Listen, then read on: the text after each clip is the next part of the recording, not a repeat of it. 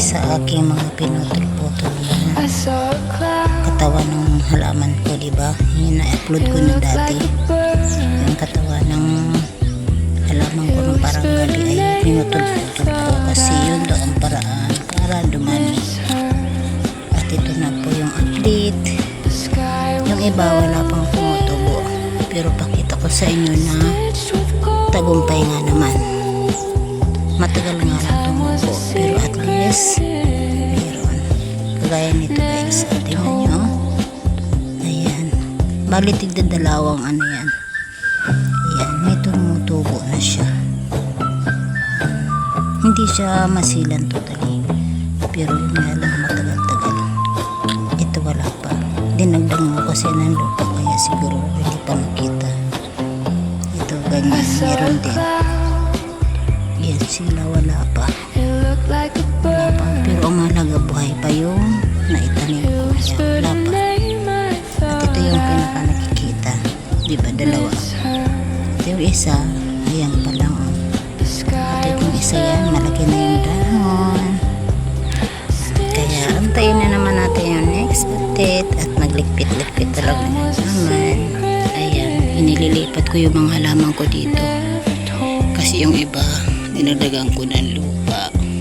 Ito yung iba naman ay nahulog ba naman kasi natakbo yung aking mga alagang pusa. Okay, ayusin natin at para makapag-linis na rin. Thanks all for the support and for always there for me. God's mix po ito. It looked like a bird. It whispered a name, I thought I misheard.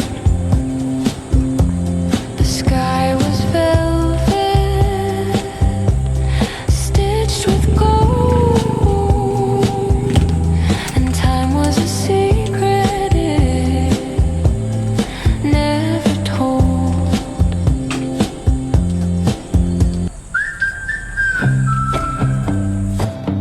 Ayan, lipat dyan, lipat. Para siya la ay hilera.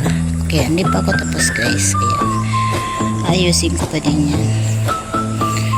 Ayan, at ayusin ko pa sila.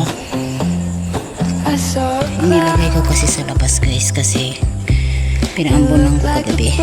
At yung mga aking orchids. Ayan. Okay, nakahilera na. Sayang din naman kasi yung aking tabla. Yung pinaglumaan ko noon sa kusina. Pinalitan ko ng bago yung sa kusina eh. At ito yung tabla ay matibay naman. Ayan. Gawa ng paraan at lagyan na lang ng halaman. O diba? time was a secret Ayan. Andiyan na yung maliliit. never told. Diba? Naaabot naman dito ng sinag ng araw. Pero pagka masyadong tanghali tapat na ay hindi na. Kaya yun lang ang kailangan ng ating halaman. Yung huwag masyadong tutok sa init ng araw. O diba? Thanks for watching po and for the support. And God bless. It looked like a bird.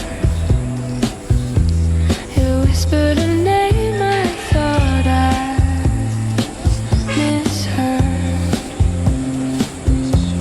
The sky was velvet, stitched with gold, and time was a secret it never told.